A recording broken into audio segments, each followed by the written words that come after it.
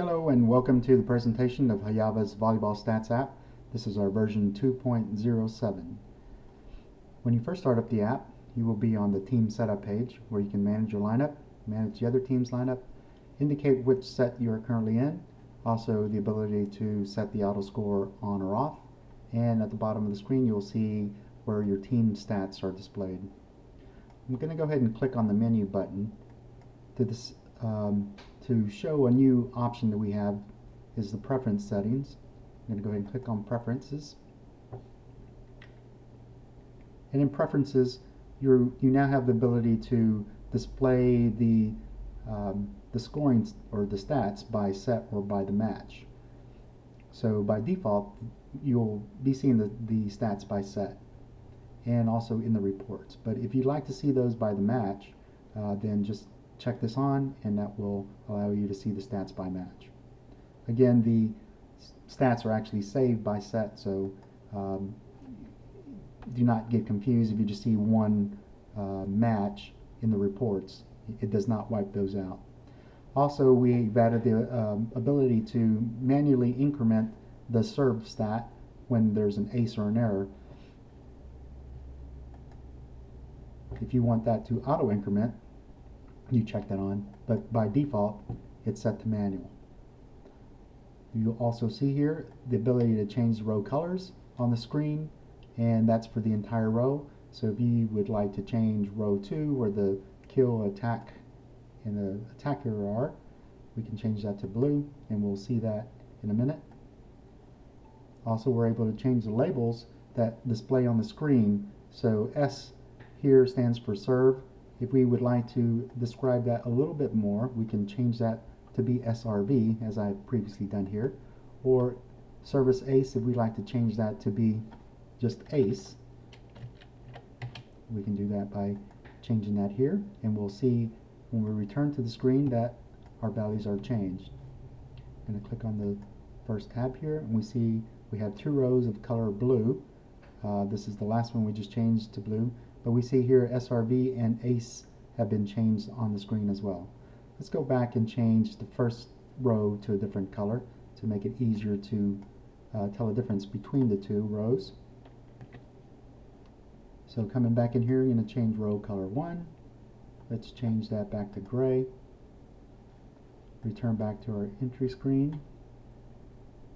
And we see now that row 1 is gray and our attack, kill, and error row is blue.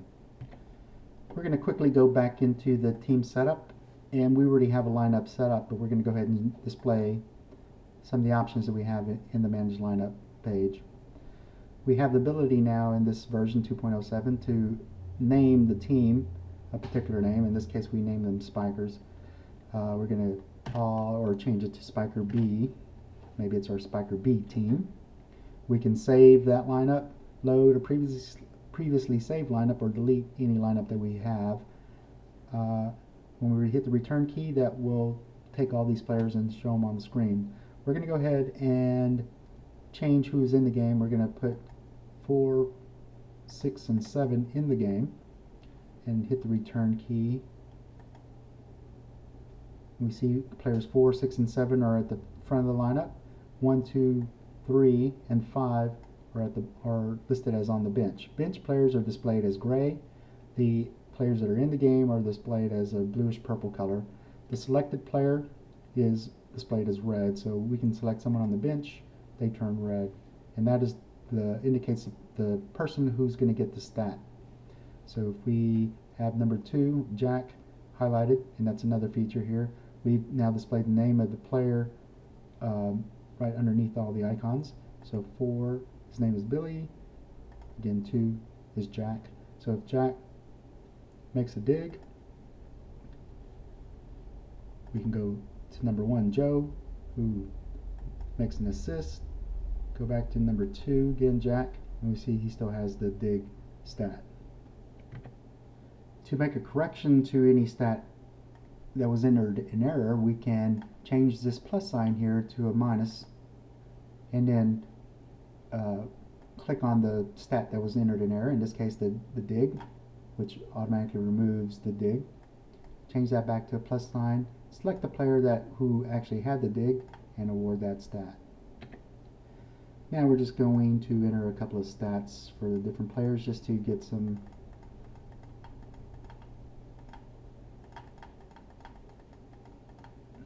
stats entered for this game.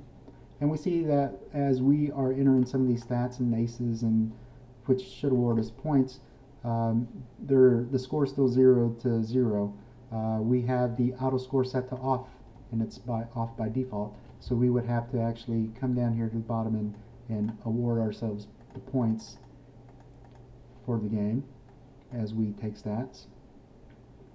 If we wanted to go ahead and turn that on, we can do that.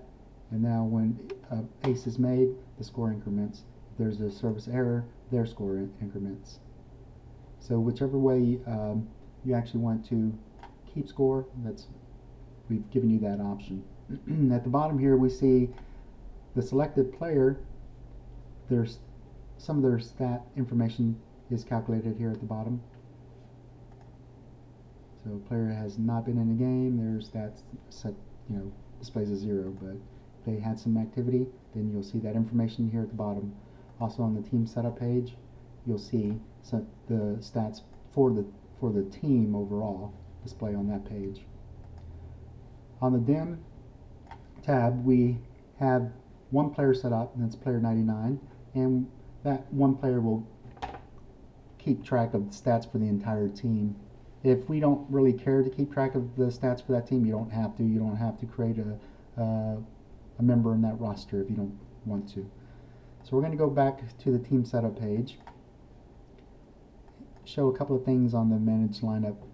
You now have the ability to actually export your lineup if you wanted to send it to someone so they could import into theirs. We have an export team file and an import team file. You name your team file. In this case, I'm just going to name it test X. So that exported the file. Go click on menu again. I can import that one. It'll be on my SD card. That file can be sent to someone, or if you received it from someone, in this case, I just received it, let's say, and I click on it, and that will import and load on the screen.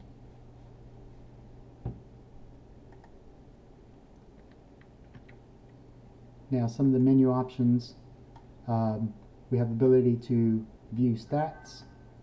When you click on that, it creates an HTML page which can be sent via email, but you can also view it here during the game, and you'll see the stats that have been entered so far, and we've only played one set, so it displays only one set.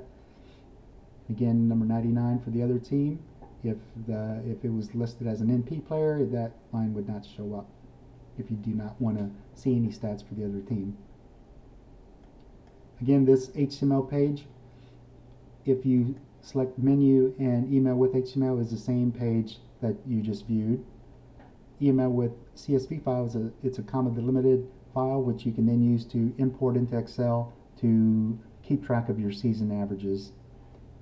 Also in the more, we have the ability to email with a MaxPrep attachment, which then could be used to load into MaxPreps.